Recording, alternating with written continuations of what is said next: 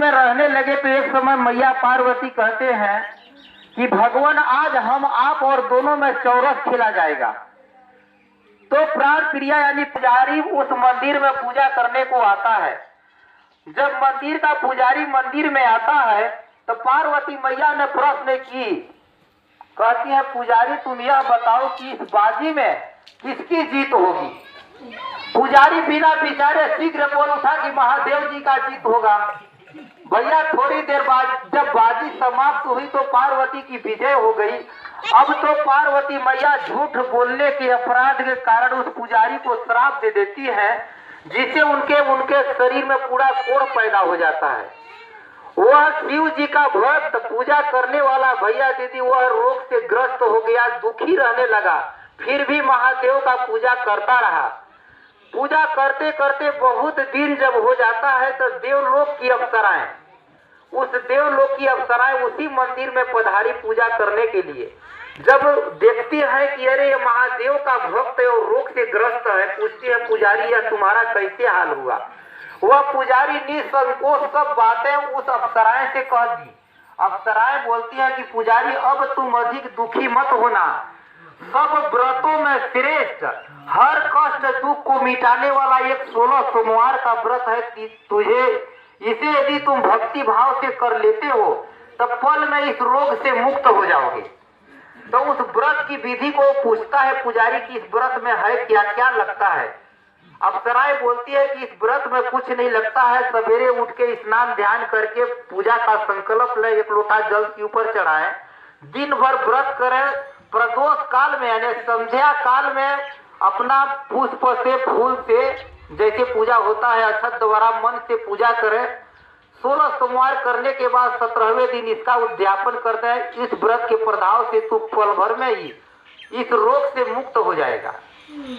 वह यथा विधि उस व्रत को देखिए, 16 सोमवार के व्रत को उस पुजारी ने पूर्ण किया। 17वें सोमवार के प्रभाव से वह रोग से तुरंत मुक्त हो गया और आनंदमय सुख से रहने लगा और भगवान शिव का पूजा करने लगा। कुछ दिन बाद जब यही पार्वती मैया और शिव जी उसी मंदिर में फिर पधारी तो देखती है कि अरे इसको तो हम श्राप दे दिए थे, ये कोढ़ से ग्रस्त था, आखिर ये फिर ठीक हुआ कैसे। पुजारी से पार्वती मैया पूछती है कि ऐसा आप क्या उपाय किया जिससे इस रोग से मुक्त हो गया। पुजारी कहता है कि हम उस रोग से मुक्ति होने के लिए 16 सोमवार का व्रत किया है। भैया दीदी उस व्रत की महिमा को पार्वती माता ने पूछती है और उस व्रत को 16 सोमवार का व्रत पार्वती करती है, जिसे उनका रूठा हुआ पुत्र भाग्य थे कार्तिक महाराज किसी दूसरे क्रोध देश में, जहां हम लोग गए थे भाई, मल्लिकार्जुन के नाम से जो प्रसिद्ध है, उस पर्वत पर माता पिता के क्रोध से जो भगे हुए थे, उनके व्रत के प्रताप से कार्तिक जी माता के पास आते हैं और पूछते हैं कि हे माता जी, आपने ऐसा कौन सा भारी पुण्य किया जिसके प्रभाव से मेरा मन आपकी ओर आकर्षित हुआ और मुझे आपके पास आना पड़ा।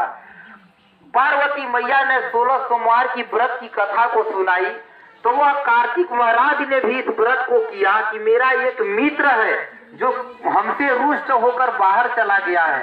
भैया दीदी वह 16 सोमवार के व्रत से वह मित्र भी उनके पास कार्तिक जी से आता है और पूछता है कि हे मित्र, आपने ऐसा कौन सा उपाय किया जिससे मेरा मन आपकी ओर आकर्षित हुआ और मुझे आपके पास आना पड़ा। भैया दीदी जब कार्तिक जी 16 सोमवार व्रत की कथा को बताते हैं तो वह पंडित जो था उनका मित्र, उसको विवाह की बड़ी इच्छा थी, कहीं उसका विवाह हो नहीं रहा था। वह विवाह की इच्छा से 16 सोमवार का व्रत किया, जिससे वह 16 सोमवार के व्रत के प्रताप से किसी कार्यवश वह विदेश गया था। एक राजा ने स्वयंवर अपने लड़की का रखा था कि जिस राजकुमार के गले में हाथी जयमाला डालेगी मैं उसी के साथ अपने प्यारी पुत्री का विवाह कर दूंगा। भैया दीदी वह ब्राह्मण पुत्र भी ऐसी स्वयंवर की एक राजसभा में किनारे जाके बैठ गया था और निमित समय पर हंसनी आई, माला लेके घूमने लगी और उसी ब्राह्मण के गले में जाके डाल दी। अब राजा के प्रतिज्ञा के अनुसार धूमधाम से उस ब्राह्मण पुत्र से अपनी पुत्री का विवाह करके बहुत धन सामान देके विदा कर देता है। और जैसे विदा करता है वह बालक घर आता है, बहुत मैंने सुंदर राजकन्या को पाकर बहुत उस ब्राह्मण की मैंने सुंदर से जीवन बीतने लगा। जैसे कुछ दिन होता है तो वह राजा की लड़की जो थी वो पूछती है कि हे महाराज, हे पतिदेव, यह आप बताएं कि ऐसा कौन सा भारी पुण्य आपने किया था जिसे सब राजकुमारों को छोड़कर हाथी ने आपको जयमाला पहनाई। तो वह बताता है कि हमने 16 सोमवार का व्रत किया था जिसके प्रस्ताव से तुम जैसी स्त्री मुझे मिली है। तब उस व्रत की महिमा को वह सुनी तो वह पुत्र की कामना से व्रत को की। उस व्रत के प्रताप से उसके गर्भ से एक गुणवान सुंदर सुशील धर्मात्मा पुत्र उत्पन्न होता है। और जैसे वह पुत्र भी बड़ा होता है तब पूछता है कि हे माता जी, आपने ऐसा कौन सा भारी पुण्य किया जिसके प्रताप से मेरे जैसा पुत्र तुम्हारे गर्भ से उत्पन्न हुआ। तो माता ने उस बालक की प्रबल मनोरथ जानकर के 16 सोमवार कथा को सुनाई। तो वह भी देखिए एक बहुत छोटा सा कहा जाता है परमात्मा के घर में देर होता है अंधेर नहीं है। वो बालक सोचता है कि इतना बड़ा शक्ति शिव में है, इतना बड़ा शक्ति इस व्रत में है, तो क्यों ना हम राजा बनने का 16 सोमवार का व्रत करूंगा। अब वो कहता है कि भगवान जब इस व्रत में शक्ति है तो मैं पूरा देश का राजा बन जाऊं। ये ऐसा विचार भाव रख के 16 सोमवार का उन्होंने व्रत को पूर्ण किया, 17वें सोमवार का पारण किया। देखिए उसके भाग्यवश किसी एक देश के राजा ने, केवल उसका एक सिंगल लड़की थी, वह खोजते खोजते भर आता है और उसी लड़का के साथ अपनी प्यारी पुत्री का विवाह कर देता है। जब वह विवाह कर देता है तो जिस दिन वह राजा मर जाता है तो उस राजा का कोई संतान नहीं था, वही बालक वहां का राजपाट उसको मिल गया। देखिए उस व्रत की शक्ति, वह शिव की लीला, पूरा वह राजपाट उसी बालक को मिल गया। फिर भी वह 16 सोमवार के व्रत को करता रहा। जैसे 17वां सोमवार आता है तो अपनी प्रियतमा से कहता है कि पूजा का सामान लेके चलो मंदिर में, आज उद्यापन किया जाए, मैंने 17वां सोमवार करके इसका पारण किया जाए। अब भाई रानी थी, एक राजा की लड़की थी, रानी थी, उसको क्या था, दासी द्वारा भेजा देती है, वह नहीं गई। देखिए शिव जिस पर लेस मात्र अगर रुष्ट हो जाते हैं भैया दीदी, उसकी जीवन पल में नरक बन जाता है। कैसे बनता है, वह रानी जो थी दासिया द्वारा सामान भेजवा दी मंदिर में, आप नहीं गई। जैसे राजा ने पूजा को संपन्न किया, माने राजा पूजा को कर लेता है तो आकाशवाणी होती है कि हे राजा, तू इस रानी को घर से निकाल दे, नहीं तो तेरा सब सर्वनाश कर देगी। अब जैसे राजा आता है मंत्री को बुला के कहता है कि भाई आज मुझे आकाशवाणी हुई है, सब बड़े दुख में हो गए कि जिस रानी के चलते इस राजा को राज मिला है उसी को निकालने का ये जाल रच रहा है, ये कैसे हो सकेगा। लेकिन विचार करते करते अंत में राजा ने रानी को घर से बाहर निकाल दिया, अपने नगर से बाहर निकाल दिया। और वह फटी वस्त्र पहन के धीरे धीरे एक नगर में जाती है। वहां एक बुढ़िया सूत काट कर बाजार में बेचने को जा रही थी। बुढ़िया देखी कि एक सुंदर सुशील लड़की है, बोलती है कि चल तू मेरा सूत बिकवा दे, मैं भाव नहीं जानती हूँ, वृंद हूँ। तो रानी को थोड़ा धीरज हुआ, उसके मुंड के सूत की गठरी उतार कर अपने सिर पर रख लिया, वो जाने लगी। थोड़ी देर बाद आंधी आती है भैया दीदी, और उस बुढ़िया का पोतली सही सब उड़ गया।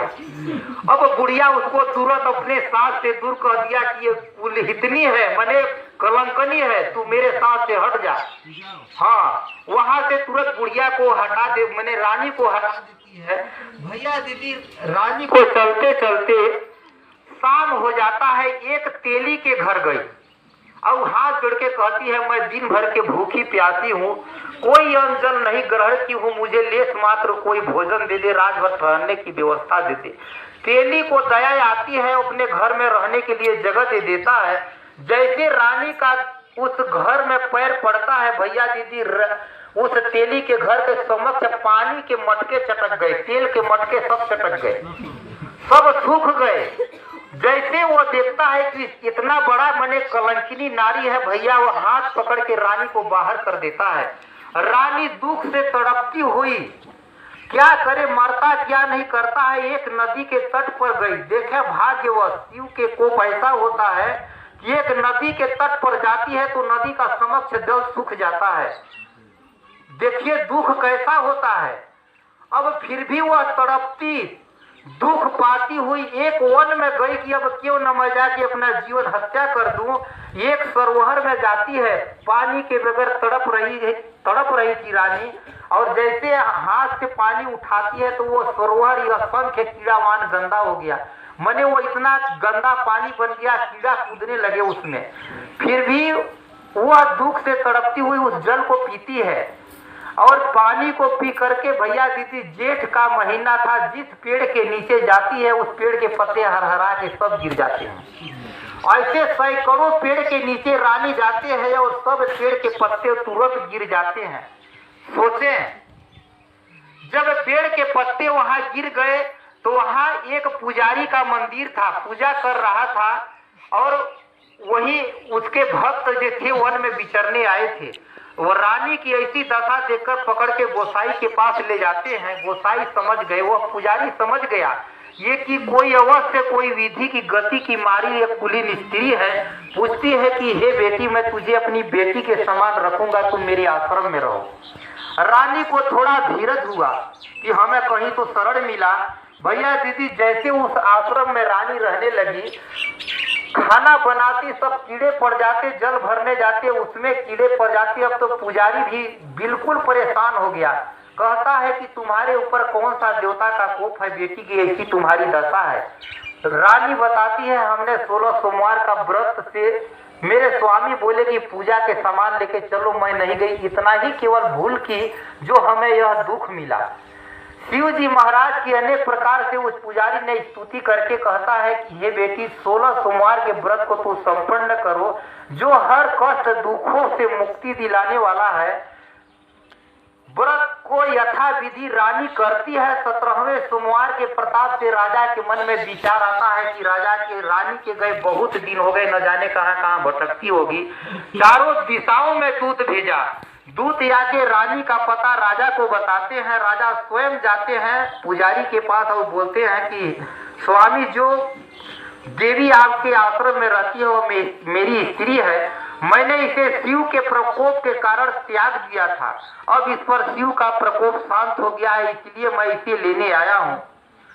राजा के वचन को सत्य समझ करके पुजारी उसे जाने की आज्ञा दे दिया, और राजा रानी पुनः अपने राजधानी में आए। राज सिंहासन पर बैठाए पंडित वेद मंत्र द्वारा अपने राजा रानी का स्वागत किया गया। घर घर में मंगल गान होने लगे, नगरी नगरी में सदा व्रत खुलवाया। राजा फिर सदा व्रत को वह करता रहा। ऐसी 16 सोमवार का व्रत की लीला है। कहा पुराणों में लिखा है कि इस व्रत को सुनने से करोड़ों पापे नष्ट हो जाती है, सुनाने वाले का भी कल्याण है। भैया दीदी शिव की अनेक लीलाएं हैं, अनेक मैंने जो जिस भाव से माना है उस भाव से इनके द्वारा कल्याण है। इसलिए तन मन से इनकी भक्ति करें, पूजा करें, क्योंकि जन्मदाता भाग्य विधाता सब कुछ है। भैया दीदी जितना ही इन पर आप समय दे रहे हैं वह कम है। आइए समय को देखते हुए मैं अपने चर्चा को यहीं पर विराम देता हूँ। एक छोटा सा भजन गाता हूँ, सब मिलकर सहयोग करेंगे।